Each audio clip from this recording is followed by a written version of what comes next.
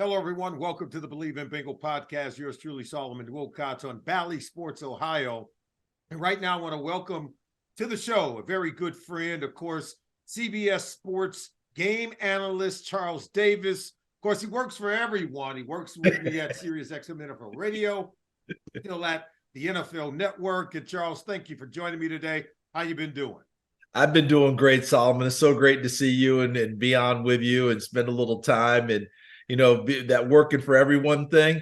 It's that double-edged sword, right? That's right. I feel like in a lot of ways we were raised similarly in terms of parents that weren't allowing us to not get after it, right? That's right. Our parents weren't having it, okay? That's right. That's right. And then as we kept hustling, because you're the same way, you work here, you got here, you're here, and you've been doing that your entire life. This is not new for you. This is how you've always done it. Mm-hmm. The double-edged sword of it is then our parents are like, so when you going to settle in on one thing? That's right. Yeah, when you can't make the weddings and you can't make all the reunions, right? Nothing. You know, they're like, what are you doing? What are we doing? And I'm like, you did this. That's right. This is your work. That's right. And my mom and dad, I mean, they're both in their 80s and they're still going at it. Still hustling. So they will still outwork me. So right. I mean, and they're looking at us and you're like, well, where do you think it came from? That's right. And so we keep it hopping. Hey, look, talking about going back to work, and I know you've been in the meetings with Zack Taylor, with Joe Burrow, and the Cincinnati Bengals, and they were finally able to get one, Charles. Week 5, they go out to the desert and they find this rebirth. We've been waiting for this calf injury to get better with Joe Burrow, and it looks like it has. And the 34-20 win over the Arizona Cardinals, he moved around better than he has at any point in the previous 4 games. He looks to be back. What are you seeing with Joe Burrow, and how much did you see the old Joe Burrow in the Week 5 contest against the Cardinals? I think you nailed it. Absolutely nailed it. We're not doctors. We're trying to play them here on a podcast, but I think we have educated eyes, and we've been around guys that we know that are playing dinged up. You played dinged up, you know, when you were out there, but you knew how, because you had some savvy. Okay, if I'm dinged today, what do I have to do to make things better for me and put myself in the right position so I don't hurt my ball club and I can still make the plays? You knew how to maneuver and work that with your body. Joe Burrow, remember what he told us before the Week 1? I've never had a soft tissue injury before. Yeah. That was foreign territory for him. That's right. So he was trying to figure out how to maneuver and work everything through. It certainly felt like, 1, he figured it out, and 2, what you said, he's healing. Like that, the healing process is taking place because, as you said, his movement finally, because he was able to, really help that offense. And then when he planted that back foot and pushed off and threw that big one to Jamar Chase, I said, yeah, I think he feels a little bit better. Yeah. Because Joe Burrow averaging, 5 yards of completion, Solomon? Yeah, below his average. Who is that? Yeah. That's not Joe Burrow. Mm-hmm. Sunday was Joe Burrow. That's right. And he's a guy that's tremendously courageous. I mean, and a tough guy as far as quarterbacks go. I would rate him up there with some of the toughest that I've ever seen. I'm talking the Andrew Lucks, the Ben Roethlisberger's, the guy that the more you hit him, the better he gets. You know, I thought Brett Favre kind of had that going for him.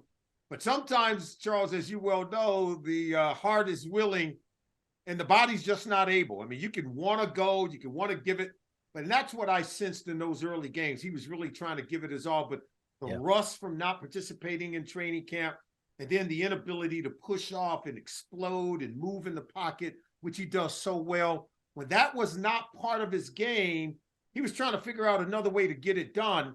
And unfortunately, defenses were taking advantage of it. Agreed. Absolutely agreed. And I'm going to ask you to jump in on this one because during your playing career, right, you remember the size of quarterbacks back then. You played against mastodons, right? That's right. Because the rules were different and you could darn near hit them with the bench. That's right. And there was no flag coming out. That's right. The official was just like, "You okay?" See if he could get up and go. Nowadays, the rules are different, et cetera, et cetera.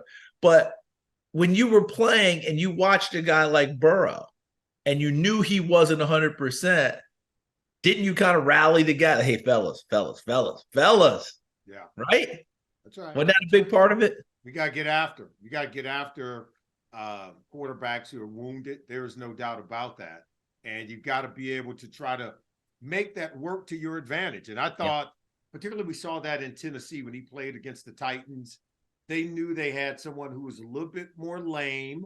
They had played against him several times, and they knew they weren't moving his launch points, right? Right. He was going to stay in the pocket, and they smothered and overwhelmed the line, and people wanted to blame the offensive line. I always say, look, if you send more than they can block, they're going to get to the quarterback. They're good. They're not that good. That's right. And Mike Vrabel understood that. Hey, look, let's give the Bengals a lot of credit, because I thought that going up against Arizona, I think coming off the Titans game, that Jamar Chase was not happy. No. Because he felt like, hey, I can do more. And he wanted to do more. He wanted to get the ball. There's no doubt about it. And so they did get him the ball. And when they got him the ball, he made big things happen. Here was a guy that was willing to carry the team on his shoulders, and give Zack Taylor a lot of credit for designing a game plan that was going to use their best weapon, that is Jamar Chase. And for listening to Jamar Chase and understanding where Jamar Chase was coming from when he told the world, "I'm always open."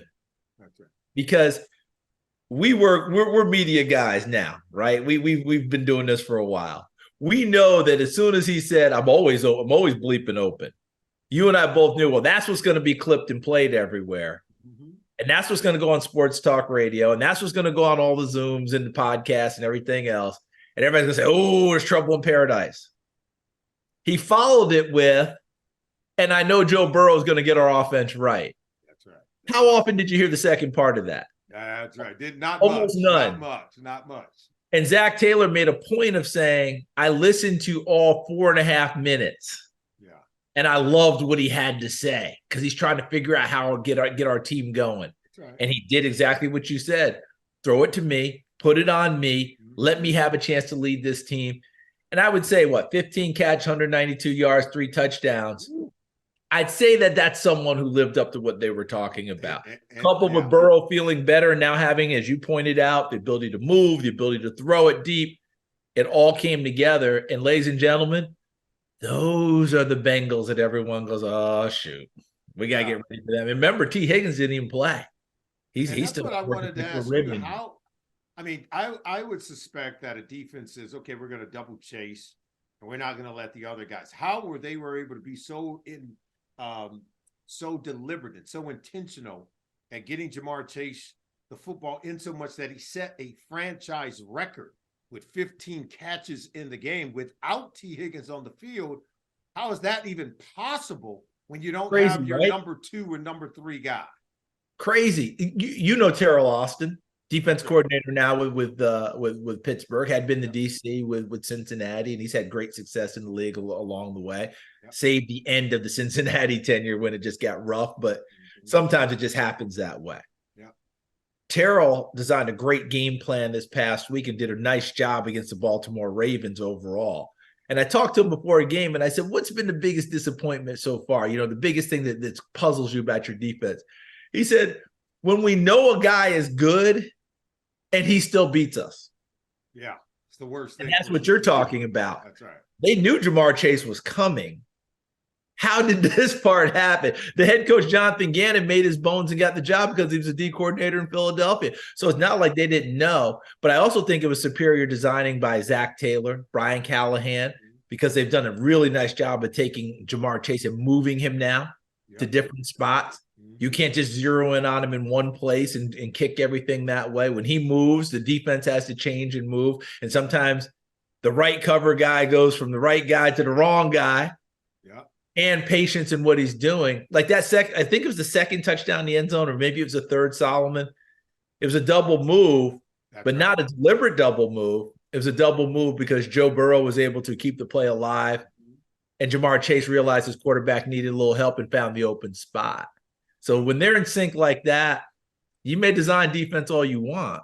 Yeah, that guy, he's that good. Yeah, that experience that Burrow and Chase have of working together, you could see it materialize on that play. And also you could see the health of that calf muscle for Joe Burrow becoming better. He was not moving anywhere like that in the first 4 weeks. I mean, he was not buying more time. He was not moving in the pocket.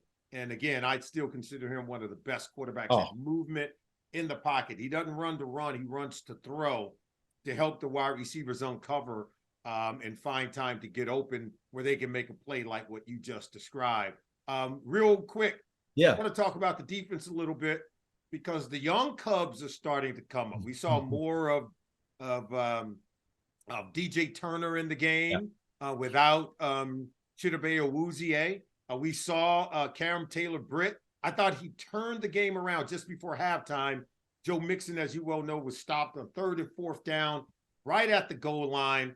And so now the Cardinals take over that possession.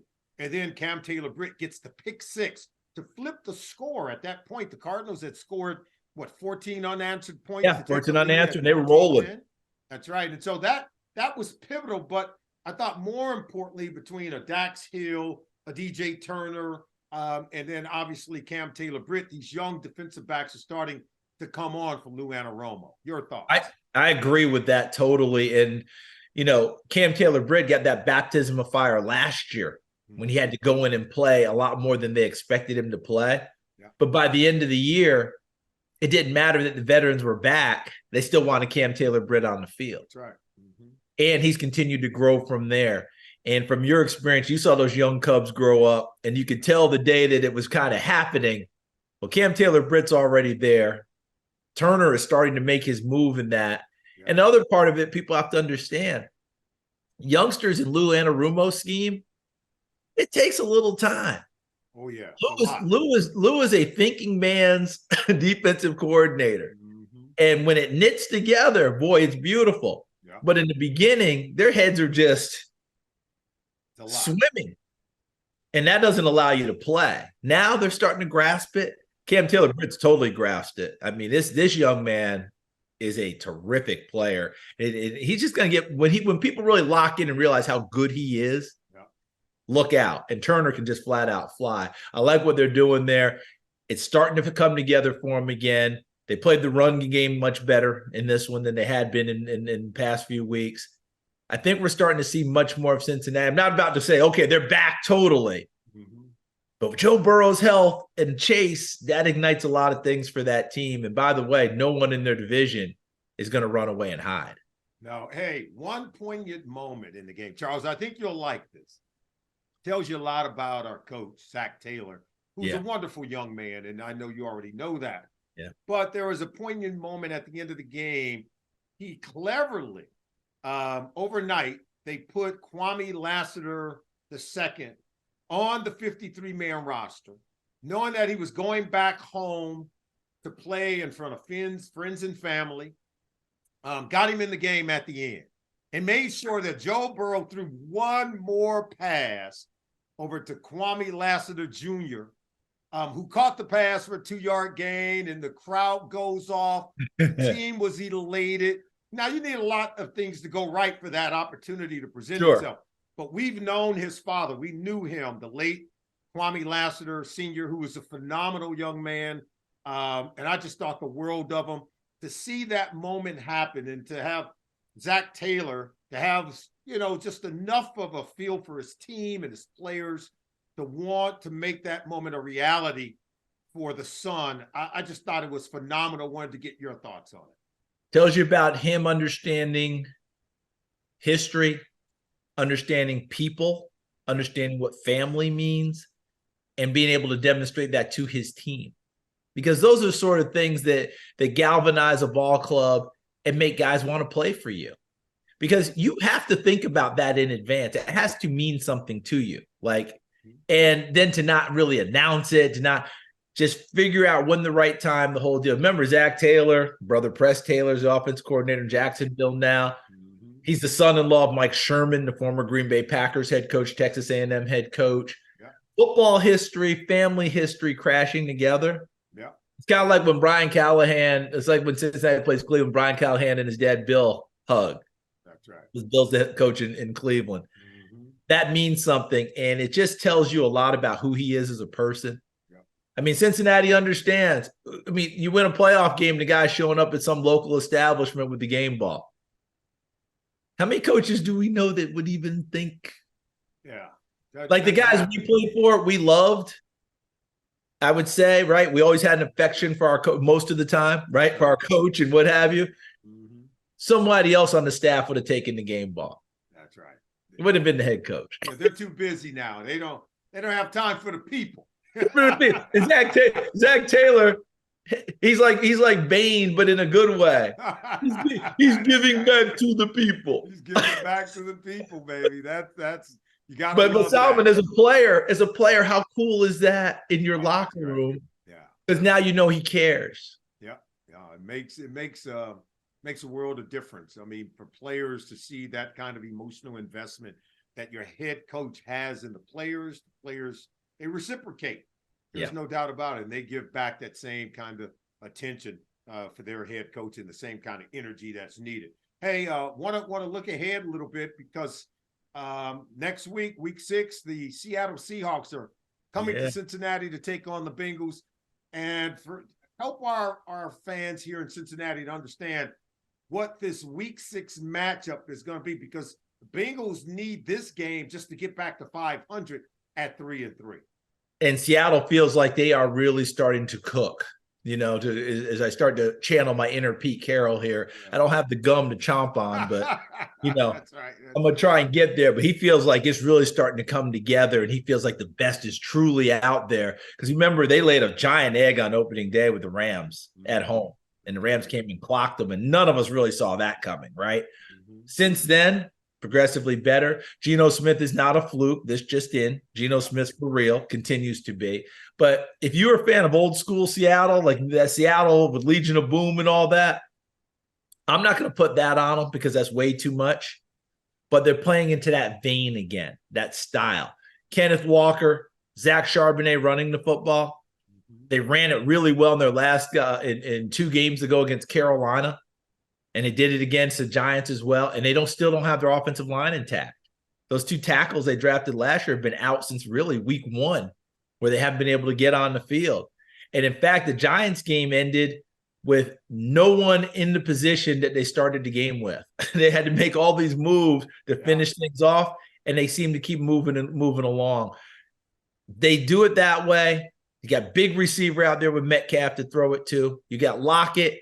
I'm waiting to see Jackson Smith and Jigba, the first-round pick out of Ohio State, get unlocked. Yeah, because right now Solomon, it's bubble screens to him. Yeah, it's now routes. He's catching the ball within 1 or 2 yards of the line of scrimmage, and we've seen this kid do damage. I mean, you're right there in Ohio. You've seen what he can do. I'm waiting for them to unlock him. Here know Jackson Smith and Jigba. I tell you that. People know, right? Oh, so I'm waiting to see that part get unlocked for him. And defensively, Jaron Reed is playing really well up front and keying the run defense. Mm-hmm. So they're getting better there. I just think that, Pete Carroll's right. By the way, the first-round pick, Witherspoon out of Illinois, you remember they had a chance to take Jalen Carter. Yeah. And many of us thought that Jalen Carter was really in play there, and they took Witherspoon. Mm-hmm. And, boy, did they nail that one. That young man is something because it's not just cover. He's going to tackle you. Yeah. And he slid inside into nickel, and you can tell everybody playing the nickel is not for everyone. That's right. And he slid inside and done it like he's done it all his whole life, and he never even did it at Illinois. He looks like a veteran. He does. Rookie. 1 month into his NFL career, he looks like a tried and true veteran. And oh, by the way, they have another corner on the other side who's now in his 2nd year in Tyreek Woolen, who can lock you down and pick your pocket all at the same time. So post you up in the afternoon 3-on-3. That's right. That's like 6'4". It's crazy. Yeah. So they've got a really good team coming in, and Pete Carroll always has this youthful energy where his team is always having fun. I mean, they're like kids in a candy store. And you're right, they're not Legion of Boom 2.0.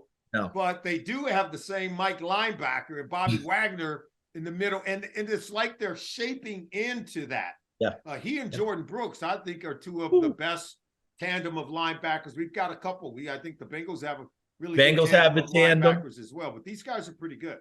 I agree totally with you, and that's that game within the game. And as usual, you're all over it. Bobby Wagner, Jordan Brooks as inside linebackers are a heck of a force. Yeah. Cincinnati with Logan Wilson, Jermaine Pratt. Yeah.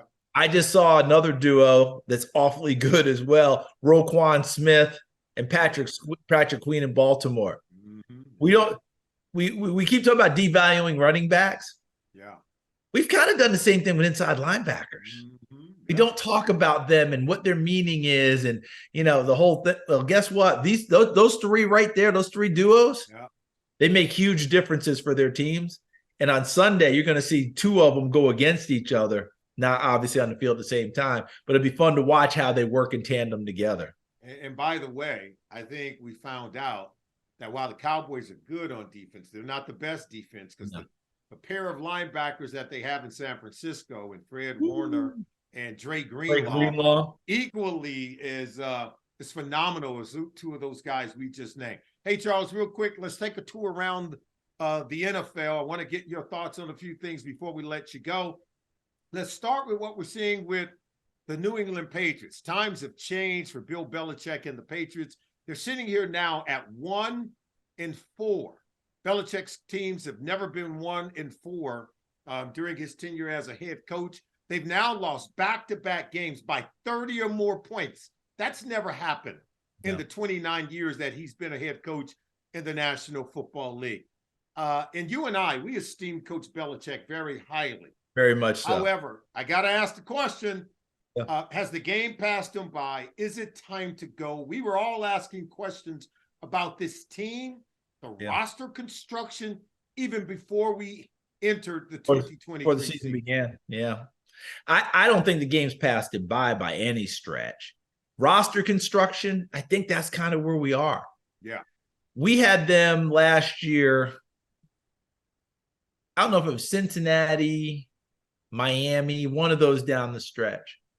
And they were in the game, typical Bill Belichick team. That's why, as you mentioned, the 30-point blowouts are so stunning. Yeah. Because even when they don't have what other teams have, they muck the game up so much that it's close. That's right. That's it. That hasn't happened. So that's a major shocker to us. But last year, I remember they had a chance late in both ball games.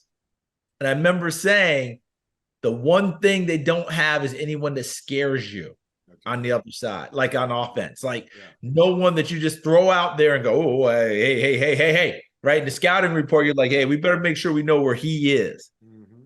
The speed, the playmaking, they had dependable people. Absolutely. Yeah. Scare you? And that's what you wonder about. I love Ramondre Stevenson. I love Ezekiel Elliott. Yeah. Are they going to scare the heck out of you on defense, or are you going to respect them? And I think that's where we are with the roster construction right now. Who is that going to be? And then that defense has been so good and kept them in it, but they took a couple of hits. Man, Matthew Judon out.